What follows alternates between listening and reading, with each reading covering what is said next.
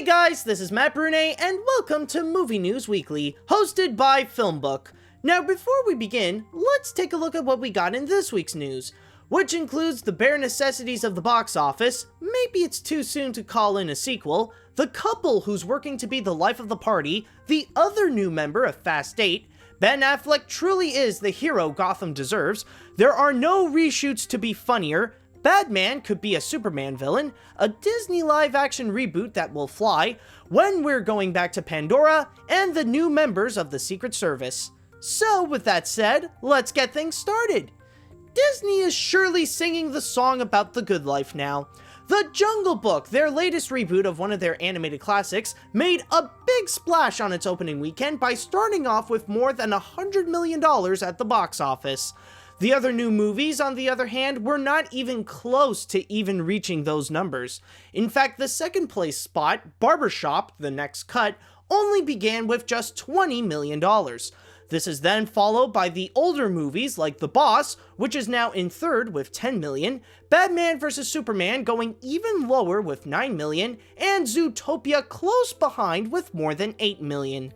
The other new movie this week, Criminal, began with a slow start with less than $6 million, but still ahead of My Big Fat Greek Wedding 2 with more than $3 million, and Miracles from Heaven with almost $2 million.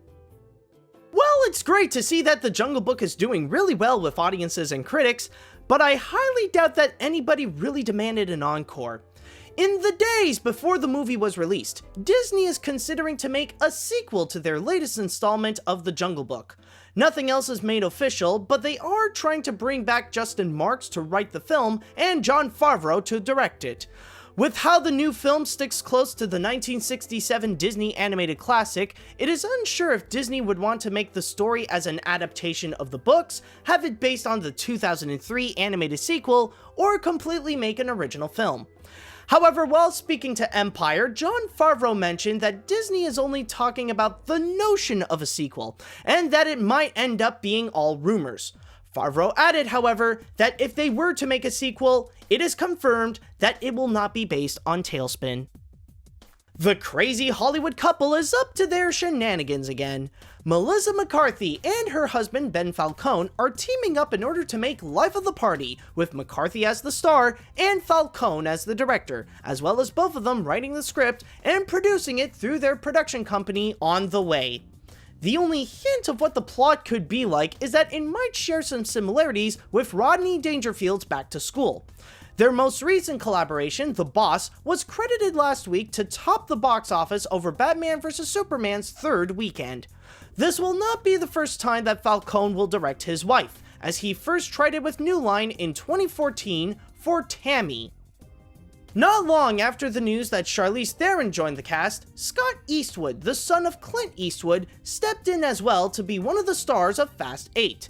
It was reportedly confirmed on the official Fast and Furious trailer account saying, Kurt Russell's Mr. Nobody has a new protege. Welcome Scott Eastwood to the Fast family.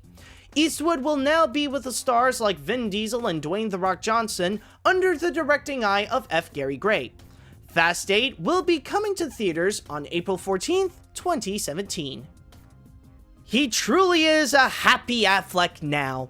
At CinemaCon, Warner Bros. Has confirmed that not only Ben Affleck will be Batman for the upcoming DC films, but he will also direct the standalone Batman film, while also showing a sneak peek of Suicide Squad at Caesars Palace in Las Vegas. Despite the critical reaction to Batman vs. Superman: Dawn of Justice, the critics have, however, gave some good praise to Affleck for his portrayal as Bruce Wayne and the Caped Crusader. The next time Affleck wears the black costume again will be for the supervillain mashup film Suicide Squad, coming August 5th. Speaking of Suicide Squad, it looks like Warner Bros. Is not spending all that money. David Ayer went on to Twitter to say that the reshoots for Suicide Squad are nothing but rumors. He stated, Suicide Squad reshoots for humor is silly. When a studio loves your movie and asks what else you want, go for it. The rumor began from the website Birth Movies Death by saying that Warner Bros. Is spending tens of millions of dollars in order to reshoot the whole movie so that they can make the tone funnier.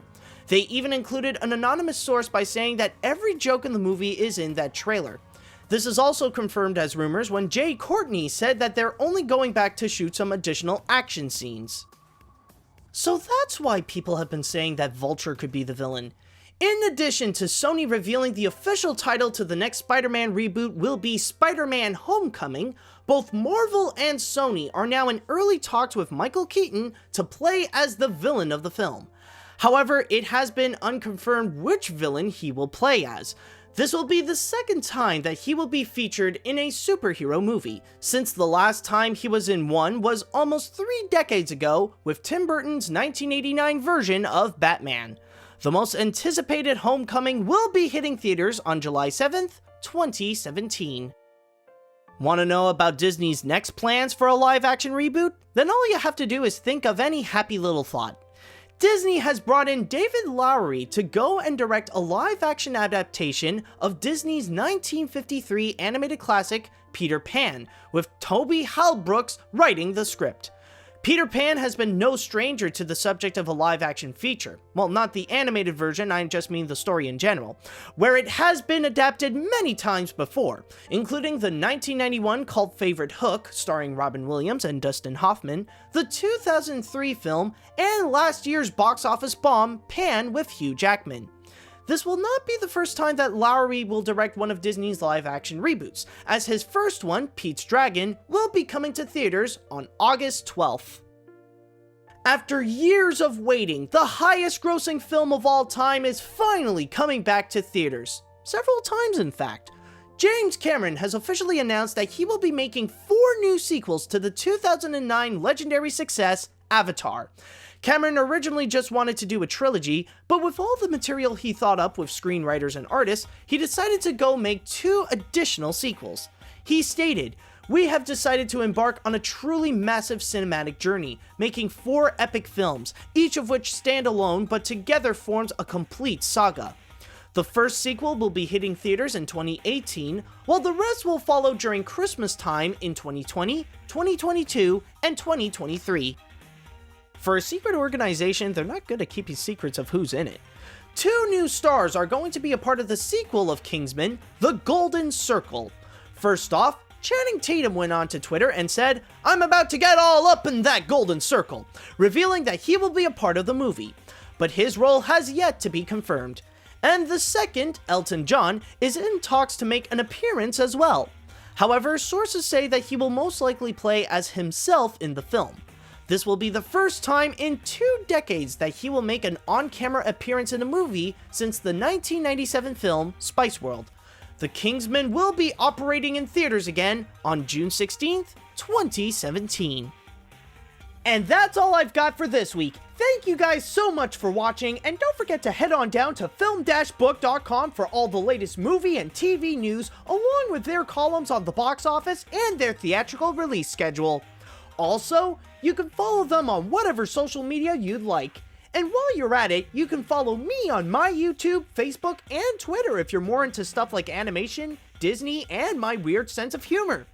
If you were watching this on YouTube, then hit that like button and come subscribe to us, and also leave a little comment on what you think on the news this week. If you were listening to this on a podcast on iTunes or any other podcast service, then don't forget to rate and review what you just heard. Tune in next time for another round of Movie News Weekly, and until next week, see you later, dudes!